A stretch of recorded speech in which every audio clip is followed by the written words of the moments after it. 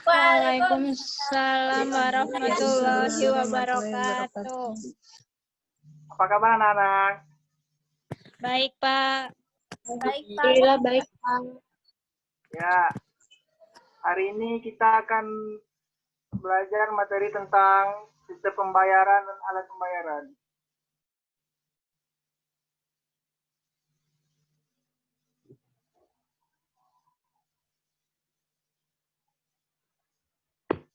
Lanjut.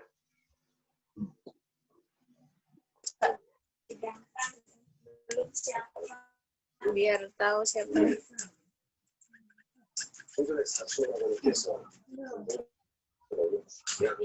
Lanjut nih.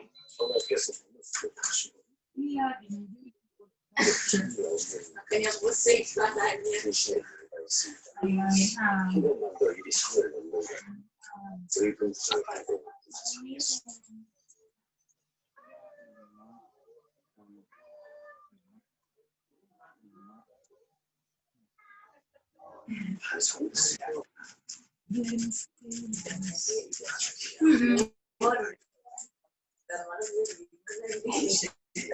Iya kan basah. Jadi laporin sama komite. Masih belum. Ntar kamu terusin ya, Mbak. Nah, sebelumnya ada yang tahu nggak apa itu sistem pembayaran?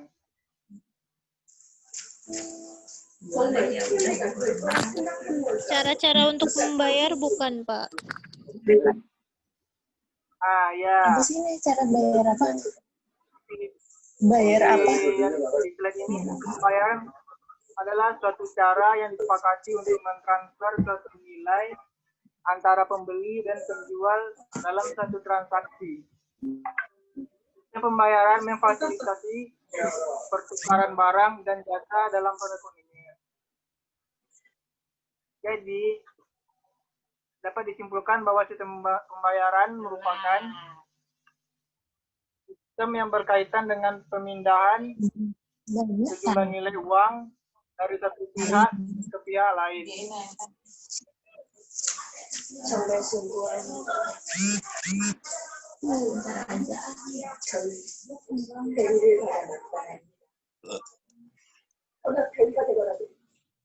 대왕대비만하게 접대일을 시키셔야지.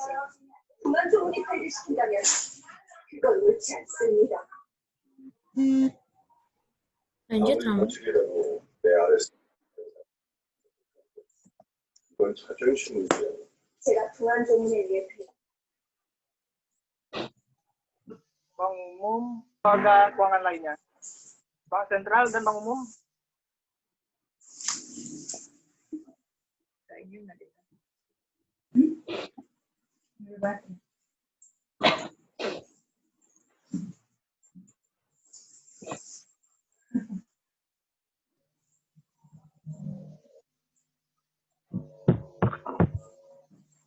Dalam pandangan seorang ahli, yaitu Manuel Guijan, menyatakan sistem pembayaran mencakup seperangkat alat dan sarana umum yang diterima dalam melakukan pembayaran. Kerangka kelembagaan dan organisasi yang mengatur pembayaran tersebut dan prosedur operasi serta jaringan komunikasi yang digunakan untuk memulai dan mengirimkan informasi pembayaran dari pembayar kepada penerima dan menyelesaikan pembayaran. Oke, lanjut yang ketiga.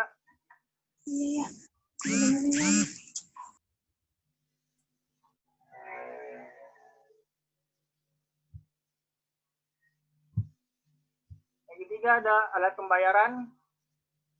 Alat pembayaran secara garis besar sistem pembayaran dibagi menjadi dua jenis, yaitu sistem pembayaran tunai dan sistem pembayaran non tunai. Perbedaan mendasar dari kedua jenis sistem pembayaran tersebut terletak pada instrumen yang digunakan.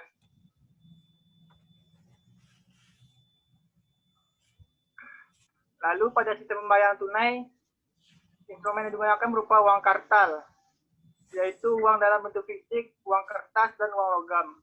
Sedangkan pada sistem pembayaran tunai, yang digunakan berupa alat pembayaran menggunakan kartu, cek, giro, nota debit, maupun uang elektronik.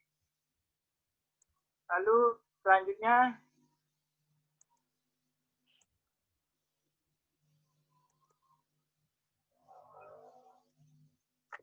Penggolongan metode pembayaran dan sistem transfer secara garis besar yang dikenal oleh masyarakat Indonesia. Yang pertama ada alat pembayaran menggunakan uang kartal.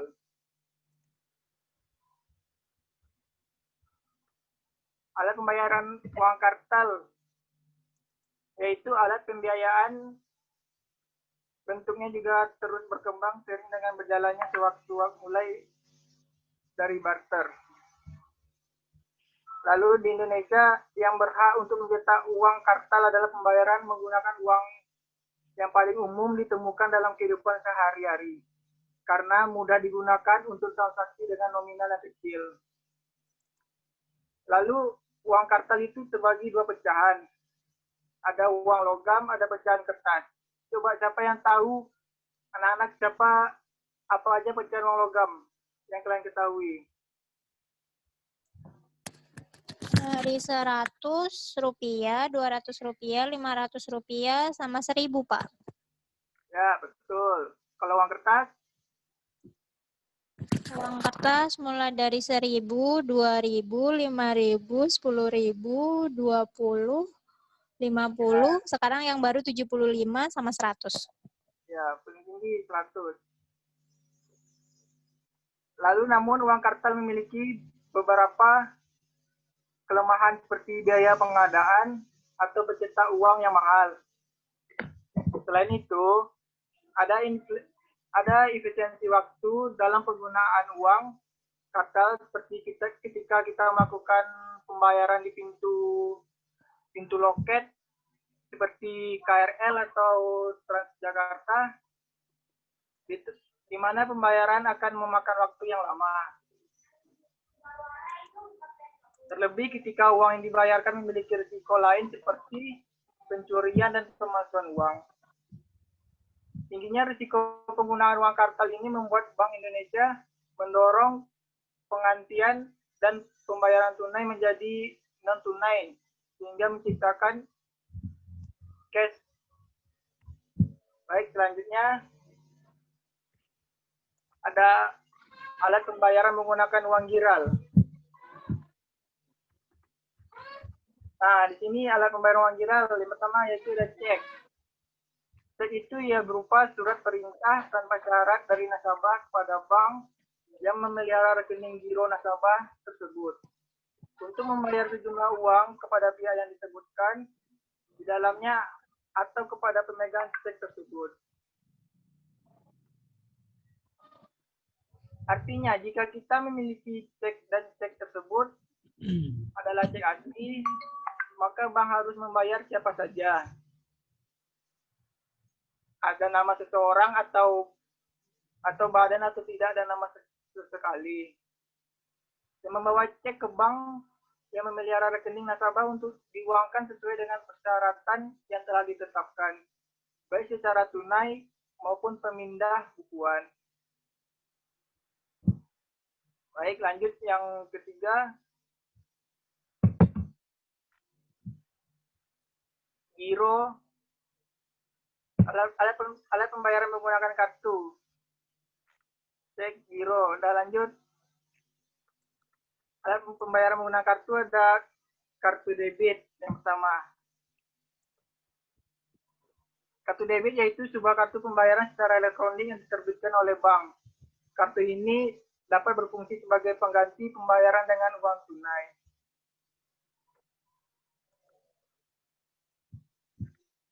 Kartu debit di Indonesia bisa digunakan secara luas dalam kegiatan berbelanja, dalam kehidupan sehari-hari, baik di pusat perbelanjaan maupun di toko swalayan.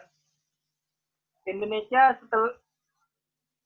selain menerima kartu asing seperti Visa, Maestro, Mastercard, negara ini juga memiliki jaringan nasional dari beberapa kartu debit domestik. Lalu yang kedua ada kartu kredit. Nah, di antara anak-anak sudah ada yang punya belum? Nggak boleh, Pak. Kan belum 15 tahun. Nah, siapa tahu dikasih orang tuanya kan? Oh iya. Masih di bawah umur, Pak. Oh iya, bawah umur. Ya, kartu kredit itu artinya sebuah kartu yang dikeluarkan oleh bank tertentu kepada pengguna sehingga penggunanya dapat membeli barang maupun jasa dari perusahaan yang menerima kartu tersebut tanpa pembayaran uang secara tunai atau yang bisa disebut dengan hutang.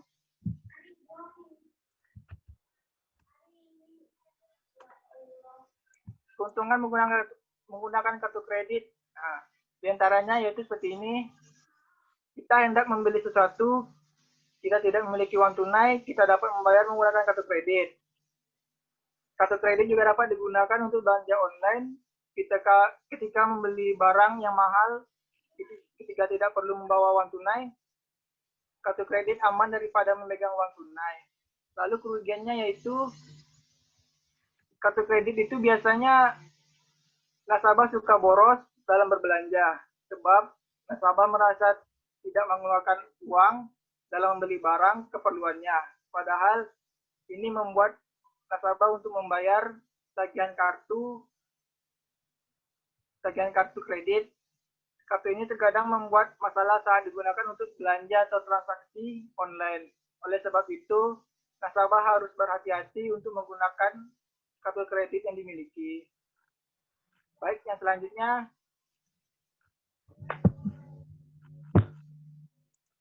Ada kegiatan usaha pengiriman uang. Nah, yang ini nih terbagi dengan ada uang elektronik.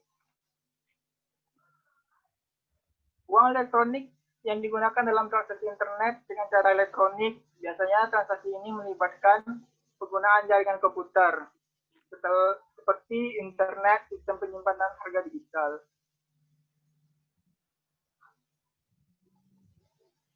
Uang elektronik memiliki nilai tersimpan atau prabayar, di mana sejumlah nilai uang yang disimpan dalam satu media elektronik yang dimiliki seseorang. Nilai uang elektronik akan berkurang pada saat konsumen menggunakannya untuk pembayaran. Uang elektronik dapat digunakan untuk berbagai macam jenis pembayaran. Lanjut, selanjutnya. Nah, di sini ada definisi pembayaran. Nah, sebelum itu, yang saya jelaskan tadi, ada yang kurang paham belum? Atau ada pertanyaan?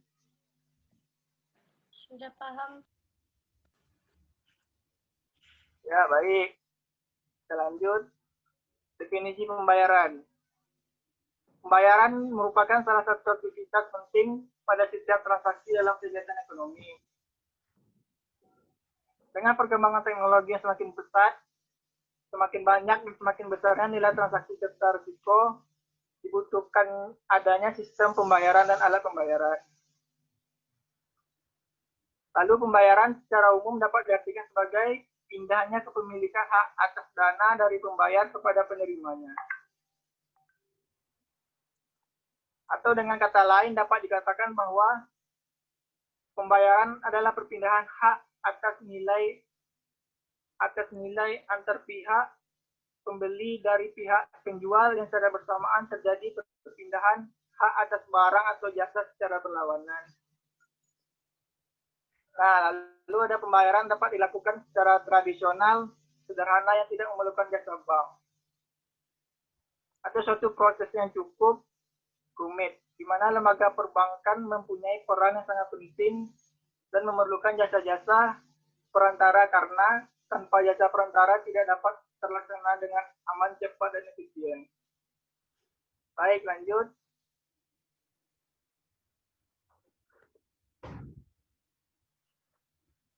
Nah, selanjutnya ada komponen-komponen yang membentuk sistem pembayaran. Yang pertama yaitu ada alat pembayaran. Alat pembayaran, setiap transaksi pembayaran memerlukan beberapa bentuk alat pembayaran yang memenuhi standar fisik, hukum, dan peraturan. Alat pembayaran dapat dikelompokkan atas alat pembayaran tunai dan alat pembayaran non-tunai. Alat pembayaran tunai cocok dari alat pembayaran. Alat pembayaran tunai lebih banyak memakai uang kartal. Sementara itu, atas pembayaran tunai memerlukan penggunaan atau lebih untuk menyelesaikan transaksi. Lalu yang poin yang kedua ada sistem pembayaran. Sistem pembayaran yang memproses berbagai instrumen pembayaran. Variasi cukup banyak tergantung pada alat pembayaran yang diprosesnya. Faktor penting yang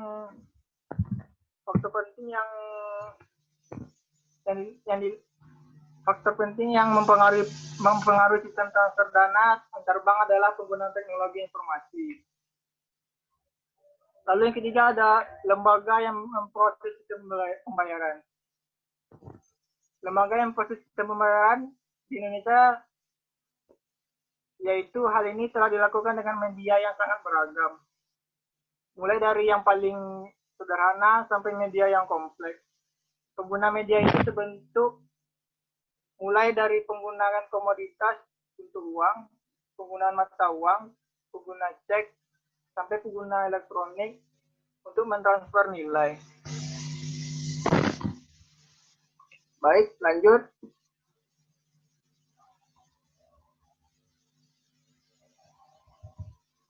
Selanjutnya ada ekonomi sistem pembayaran.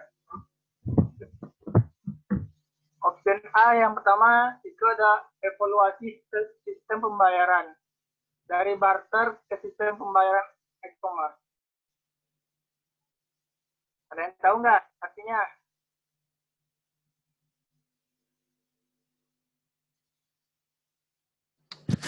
Tidak tahu, Pak. Tidak tahu. Sudah. Jadi maksud yang ini yaitu sistem pembayaran mengikuti tahapan perkembangan ekonomi. Tahapan evaluasi sistem pembayaran dimulai dari sistem barter. Sistem ini merupakan sistem perekonomian yang paling sederhana di kalangan masyarakat primitif. Dalam masyarakat primitif, transaksi melibatkan pertukaran fisik atau barter. Barter merupakan pembayaran dengan komoditas barang tertentu yang mempresentasikan suatu nilai tertentu. Lalu opsi yang B, keterangan contoh sistem pembayaran. Sistem pembayaran kartu kredit, pelayanan yang aman untuk pembayaran kartu kredit melalui internet. Sistem pembayaran dan penyampaian tagihan elektronik mendukung pembayaran elektronik untuk pembelian barang secara online maupun secara fisik untuk produk dilakukan. Yaitu seperti Yahoo atau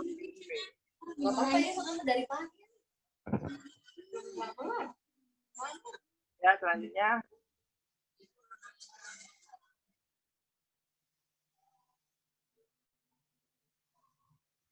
ada peran Bank Indonesia dalam sistem pembayaran. Nah, yaitu tujuan Bank Indonesia adalah menjaga stabilitas nilai tukar rupiah. Untuk mencapai tujuan tersebut, diperlukan pengaturan dan pengelolaan kelancaran sistem pembayaran nasional, atau yang disebut dengan SPN. Kelancaran SPN juga perlu didukung oleh infrastruktur yang andal. Semakin lancar dan andal SPN, semakin lancar pula transmisi kebijakan moneternya. Kelancaran kebijakan moneter tersebut pada akhirnya akan bermuara pada stabilitas nilai tukar. Lalu Bank Indonesia adalah lembaga yang mengatur dan menjaga kelancaran SPN. Nah, maksudnya apa itu? Coba anak-anak, ada yang tahu nggak?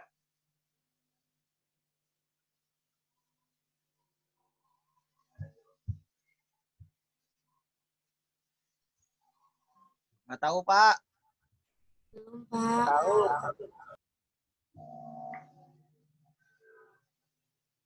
Ya, ini artinya yaitu lembaga yang mengatur dan menjaga kelancaran SPN.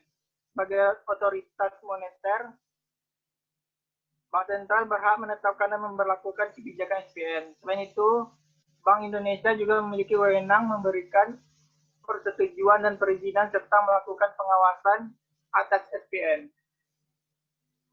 Selain itu, masih ada tugas Bank Indonesia dalam SPN. Misalnya, peran sebagai penyelenggara sistem clearing, yaitu antar bank berhak menetapkan dan memberlakukan kebijakan IPN. Selain itu, Bank Indonesia juga memiliki wewenang memberikan persetujuan dan perizinan serta melakukan pengawasan atas IPN.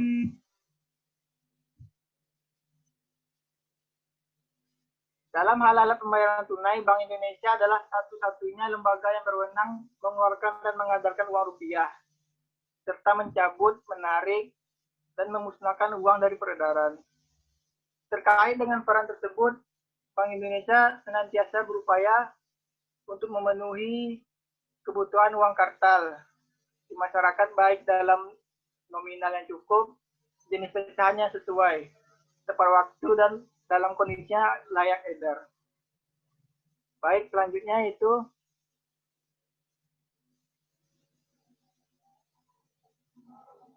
selanjutnya ada alat pembayaran non tunai. Alat pembayaran tunai itu terbagi dua. Nah, yang pertama ada alat pembayaran menggunakan warkat. Nah, warkat itu dokumen atau alat lalu lintas pembayaran yang berasal dari giral seperti cek. Lalu ada bilet giro, nota debit, instrumen berbasis warkat telah diatur dalam hukum dan dikenal dalam praktek perbankan di Indonesia.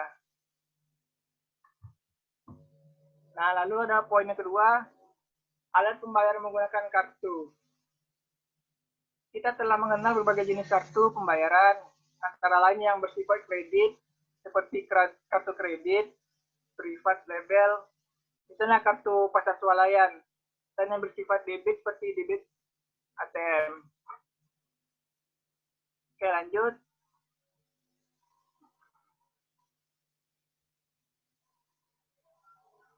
Nah, alat pembayaran menggunakan warkat.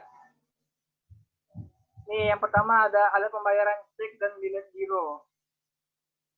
Cek adalah surat perintah tidak bersyarat untuk membayar sejumlah dana yang tercantum dalam cek.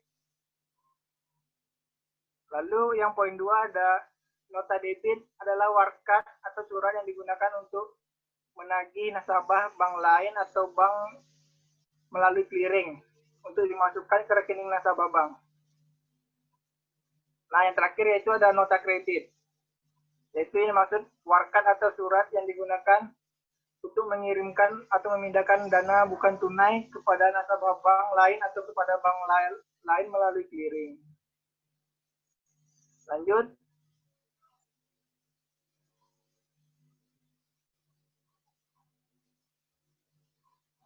Lalu yang kedua ada alat pembayaran menggunakan kartu. Nah, yang kartu ini ada 3. Yang pertama ada kartu kredit, kartu ATM, dan kartu debit. Kartu debit, alat pembayaran, dan yang terakhir alat pembayaran berbasis elektronik. Kalau kartu kredit, yaitu kepercayaan, mendapat kredit berarti mendapat kepercayaan. Lalu kalau yang kedua, kartu debit dan kartu ATM berguna sebagai alat bantu untuk melakukan transaksi dan memperoleh informasi perbankan secara elektronik. Lalu yang terakhir ada uang elektronik sebagai alat pembayaran dalam bentuk elektronik, di mana nilai uangnya disimpan dalam media elektronik tertentu. Nah, sampai sini sudah paham belum? Atau yang belum mengerti ada yang mau ditanyakan? Anak-anak?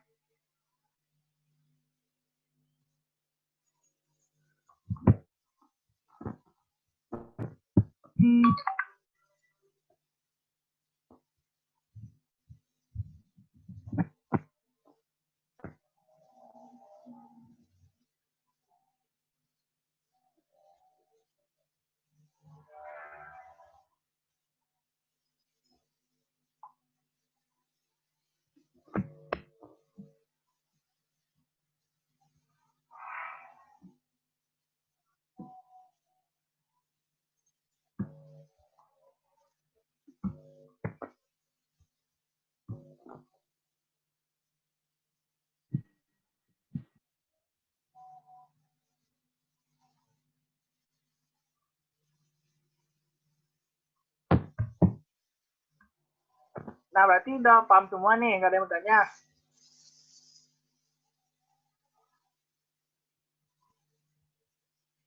Nggak ada, Pak.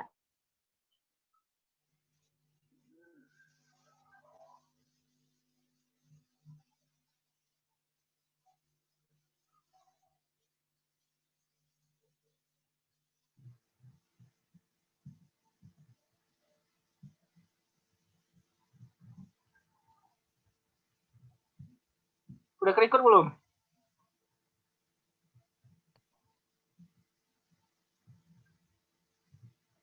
Udah, Mak. Ya, baiklah baiklah anak-anak, kita akan melanjutkan pelajaran selanjutnya, itu tentang uang. Coba Niki, baca uang Niki, apa pengertiannya Niki?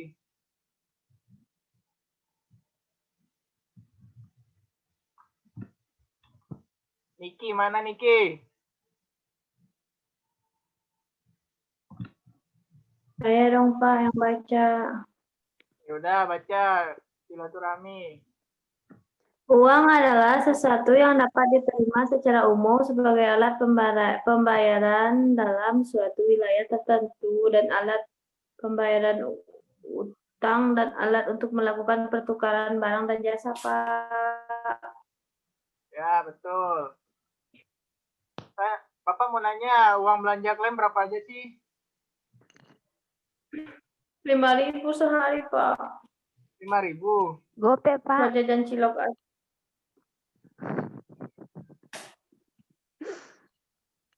Ya, baik. Jadi saya tambahkan, jadi uang merupakan alat yang dapat digunakan untuk melakukan tukar-menukar baik barang maupun jasa dalam suatu wilayah tertentu, khususnya dalam satu negara, tanpa membedakan suku, bangsa, agama, jenis, kelamin, dan status sosial ekonomi.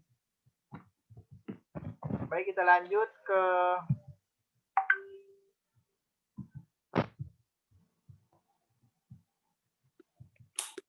fungsi uang. Fungsi uang itu secara umum memiliki fungsi sebagai perantara untuk pertukaran barang dengan barang. Juga untuk menghindarkan perdagangan dengan cara barter. Secara lebih rinci, fungsi uang dibedakan menjadi dua, yaitu fungsi asli dan fungsi turunan. Fungsi asli uang ada 3, yaitu sebagai alat tukar, sebagai satuan hitung, dan sebagai penyimpan nilai. Lanjut ke fungsi turunan, itu sebagai uang sebagai alat pembayaran yang sah, kebutuhan manusia akan barang dan jasa yang semakin bertambah dan beragam tidak dapat dipenuhi melalui cara tukar, menukar, atau barter. Lanjut, yang kedua, coba Jana baca. Fungsi yang ke B. B-nya mana, Pak? Oh, ini ya? Ya, yang B. Uang sebagai alat pembayaran utang. Uang dapat digunakan untuk mengukur pembayaran pada masa yang akan datang. Ya. Lanjut Pak. yang C. Ya, pintar. Lanjut yang C, yaitu uang sebagai alat penimbun kekayaan. Sebagian orang biasanya tidak menghabiskan semua uang yang dimilikinya untuk keperluan konsumsi. Terus lanjut yang E, uang sebagai alat pendorong kegiatan ekonomi. Apabila nilai uang stabil, orang lebih bergairah dalam melakukan investasi. Dengan adanya kegiatan investasi, kegiatan ekonomi akan semakin meningkat.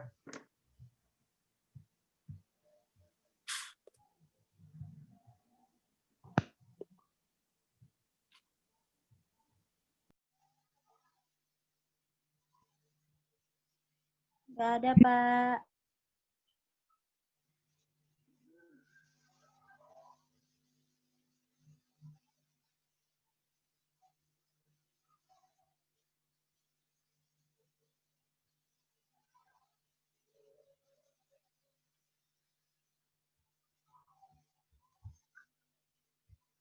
Yaudah, kalau nggak ada, materi hari ini kita akhiri dulu.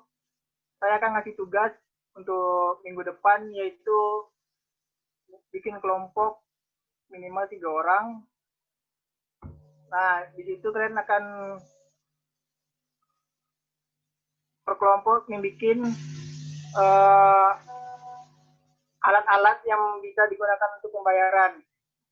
Apa saja alat-alat itu. Ntar minggu depan dikumpulin.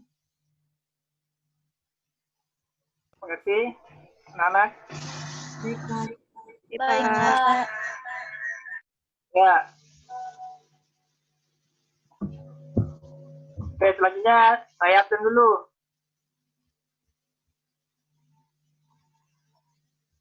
Desiana ada hadir?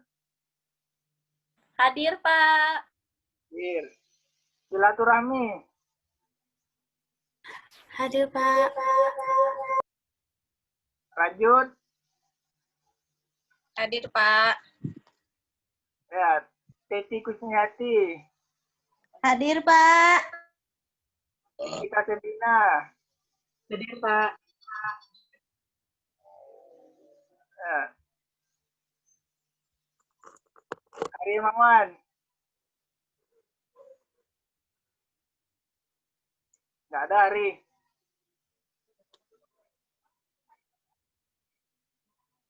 Subur.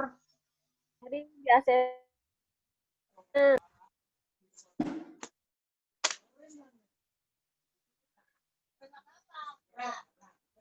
Yaudah, kalau gitu saya akhiri dulu materi kita hari ini. Kita berjumpa lagi minggu depan. Nah, kalau begitu saya akhiri. Wassalamualaikum warahmatullahi wabarakatuh. Waalaikumsalam warahmatullahi wabarakatuh. Terima kasih Bapak Rama.